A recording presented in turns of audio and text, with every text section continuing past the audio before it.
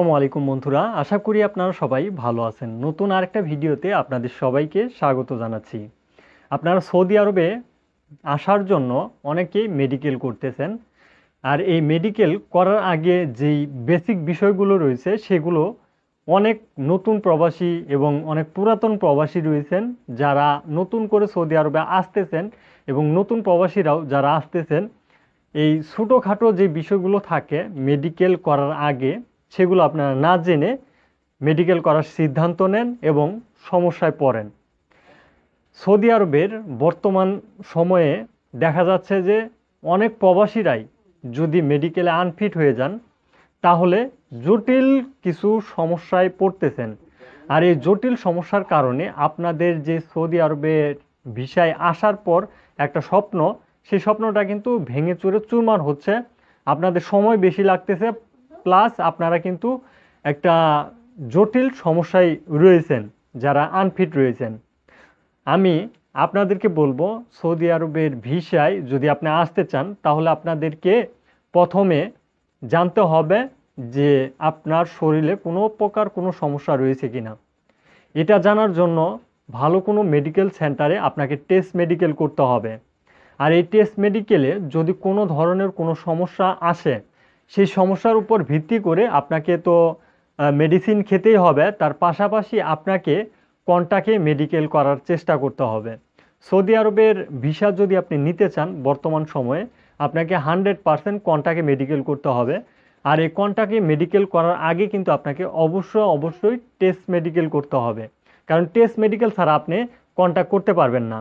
এমনও প্রবাসী রয়েছেন যারা আসলে কন্টাক্ট করেছেন, এর আগে কোনো প্রকার টেস্ট মেডিকেল করেননি। তারা যদি মেডিকেল করতে যান তাহলে কিন্তু আপনাদের মেডিকেলে আনফিট আসার সম্ভাবনা থাকে, কারণ কন্টাক্ট মেডিকেলে আপনি কোন বিষয়টা কন্টাক্ট করবেন। আপনার যদি এক্সরেতে সমস্যা হয় তাহলে আপনার এক্সরের যে রিপোর্টটা সেটা আনফিট হলে তারা ফিট করে দিবে, এটা কন্টাক্ট করবেন। নাকি আপনার ব্লাডে কোনো সমস্যা হলে সেটা আপনি কন্টাক্টে ঠিক করবেন, নাকি আপনার ইউরিনে সমস্যা হলে আপনি ইউরিনের জন্য কন্টাক্ট করবেন। এটা কিন্তু প্রশ্ন থেকে যায়, কারণ সৌদি আরবের মেডিকেল করতে গেলে তিনটা বিষয় কিন্তু মেডিকেল সেন্টার আপনার কাছ থেকে নেয়। মানে তিনটা ডকুমেন্ট নিয়ে থাকে, সেটা হচ্ছে 1 নম্বরে আপনার ইউরিন নেয়, 2 নম্বরে আপনার ব্লাড নেয়, 3 নম্বরে আপনার বডিটা এক্সরেতে তারা ফেলে দেয়। এখন কথা হচ্ছে যে এই তিনটার মধ্যে যে কোনো একটা যদি সমস্যা আসে তাহলে কিন্তু আপনি আনফিট।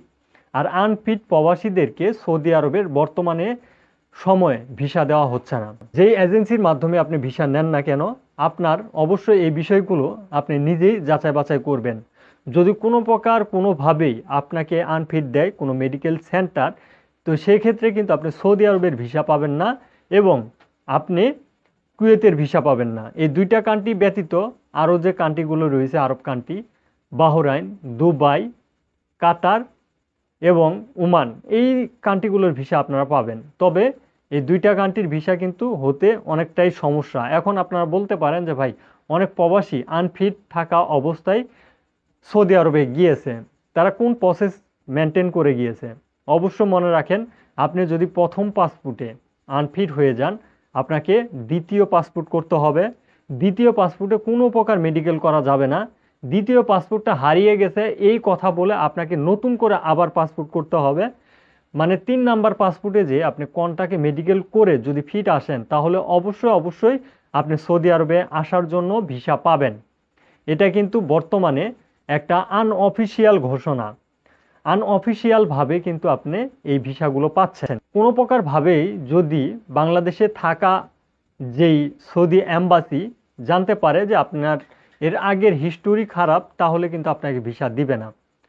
তো অবশ্যই যারা এই ধরনের ঝামেলায় পড়তে চান না, সৌদি আরবের একটা ভিসাতে আপনারা আসতে চান, কিংবা এমনও প্রবাসী রয়েছেন যারা সৌদি আরবে অবস্থান করতেছেন, চিন্তা করতেছেন যে নতুন আরেকটা ভিসা নিয়ে আপনি সেই বর্তমান ভিসাতে ফাইনাল এক্সিট দিয়ে নতুন করে আবার সৌদি আরবে আসবেন, তারাও কিন্তু এই বিষয়টার দিকে একটু নজর রাখার চেষ্টা করবেন। কারণ আপনি সৌদি আরবে একটা ভিসা আপনি কিনে আনতেছেন, অল্প টাকা হোক আর বেশি টাকা হোক, যেই টাকায় হোক না কেন আপনি একটা ভিসা নিয়ে আসতেছেন, সেই ভিসাটা স্ট্যাম্পিং করে কিন্তু আপনাকে আবার সৌদি আরবে আসতে হবে। তো সেই ক্ষেত্রে যদি আপনি মেডিকেলে আনফিট হন, আপনার সেই ভিসা তো নষ্ট হবেই, আপনার সৌদি আরবে আবার নতুন করে প্রবেশ করার যে স্বপ্নটা সেটা কিন্তু নষ্ট হয়ে যেতে পারে।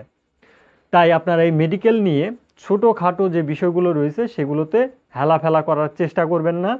আপনারা টেস্ট মেডিকেল করে নেওয়ার চেষ্টা করবেন। সময় এবং অর্থ ক্ষতি হবে, তারপরেও কিন্তু আপনি শিওর হতে পারবেন যে আপনার শরীরে কোনো প্রকার রোগ প্রতিরোধ রয়েছে কি না সেটা আপনি জানতে পারবেন।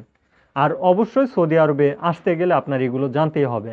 সৌদি আরবের মেডিকেল না, অনেক ধরনের এখন সিস্টেম চালু হয়ে গেছে। আগে আমরা যখন সৌদি আরবে আসতাম তখন কিন্তু এত কিছু ছিল না। আমাদের যে পুলিশ রিপোর্টটা করতে হয়, মানে পুলিশ ক্লিয়ারেন্স করতে হয়, এটাও লাগতো না। এখন বর্তমানে তাসির সেন্টারে ফিঙ্গার দিতে হয়, এটাও লাগতো না। দিন যত যাচ্ছে তত কিন্তু নিয়মকানুন বাড়তেছে। অতএব আপনারা সাবধান থাকার চেষ্টা করবেন, নিজে সাবধান থাকবেন এবং অন্য প্রবাসীদেরকে সতর্ক করার চেষ্টা করবেন। আপনি যদি নিজে সতর্ক না করতে পারেন সব প্রবাসীদেরকে, তাহলে এই ভিডিওটি শেয়ার করে দিবেন। তাহলে এই ভিডিওর মাধ্যমে কিন্তু অনেকেই সতর্ক হতে পারবে। আশা করি বুঝতে পারছেন। আজকের ভিডিওটি এ পর্যন্তই। ধন্যবাদ সবাইকে। সালামু আলাইকুম।